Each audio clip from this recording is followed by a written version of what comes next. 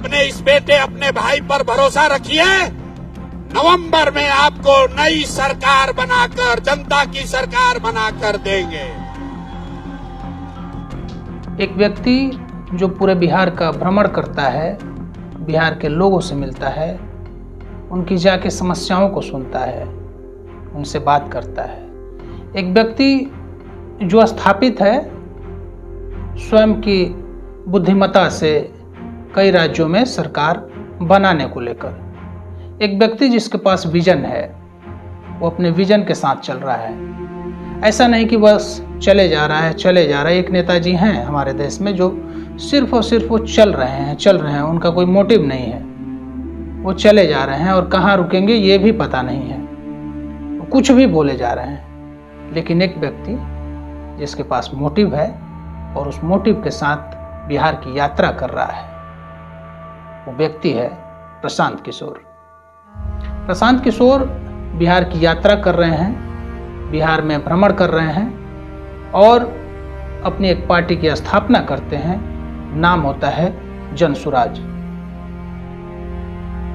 विश्व में ये शायद पहली ऐसी पार्टी है जिसकी स्थापना से पूर्व 1 करोड़ कार्यकर्ता इनके साथ जुड़ गए थे। ये बिहार के लोगों की बात करते हैं, बिहार के बच्चों की बात करते हैं, बिहार के भविष्य की बात करते हैं। ये जाते हैं, लोगों से मिलते हैं, उनसे कहते हैं कि आपका बच्चा जो है बाहर में जाकर मजदूरी करता है, बाहर में जाकर मार खाता है। जो कि सच्चाई भी है। बिहार के लोग महाराष्ट्र हो या साउथ के स्टेट हो, वहाँ जाके मार खाते हैं, अपमानित होते हैं, जलील होते हैं चंद पैसों के लिए।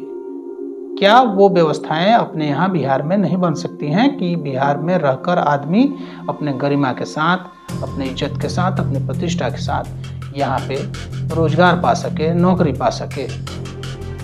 आपने देखा होगा कि अक्सर त्योहारों के टाइम में, खासकर होली में और छठ में, ये 2 त्यौहार ऐसे हैं जिसमें बिहारी व्यक्ति चाहता है कि हम अपने घर पे पहुँचे, हम अपने घर वालों के साथ ये त्यौहार मनाएं।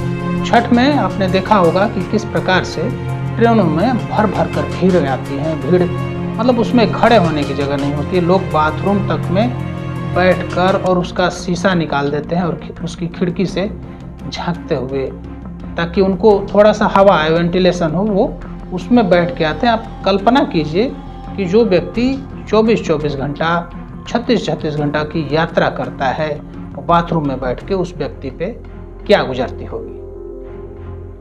आज तक लोगों ने बिहार में शासन किया है,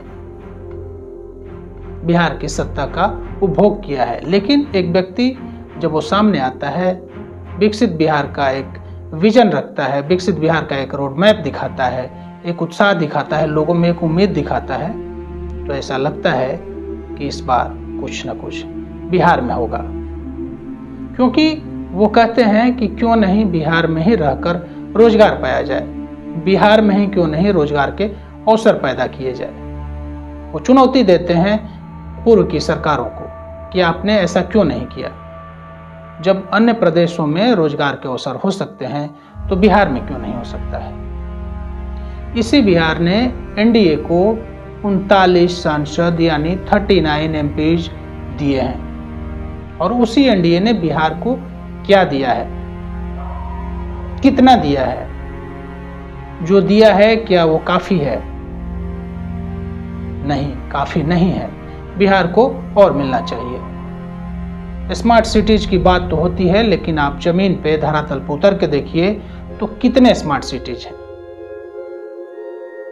प्रशांत किशोर पटना में रैली करते हैं और उस रैली में लाखों लोग बिहार के अलग अलग जिलों से, विधानसभा क्षेत्रों से, अलग अलग प्रखंडों से आते हैं, लेकिन तमाम लोग जो हैं वो गांधी मैदान में पहुंच नहीं पाते हैं। प्रशांत किशोर उन तमाम लोगों से माफी मांगते हैं और कहते हैं कि आगामी 10 दिनों के भीतर मैं आपके विधानसभा में, आपके प्रखंड में आऊंगा और आपसे मिलूंगा।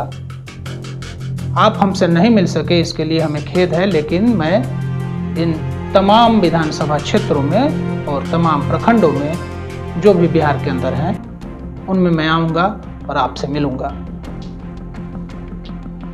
वो कहते हैं कि फैसला गांधी मैदान में ही होगा। वो चुनौती देते हैं वर्तमान सरकार को मेरी वजह से आपको इतना कष्ट हुआ है, इसके लिए माफी मांग रहा हूं। लेकिन आपको ये वादा कर रहा हूं,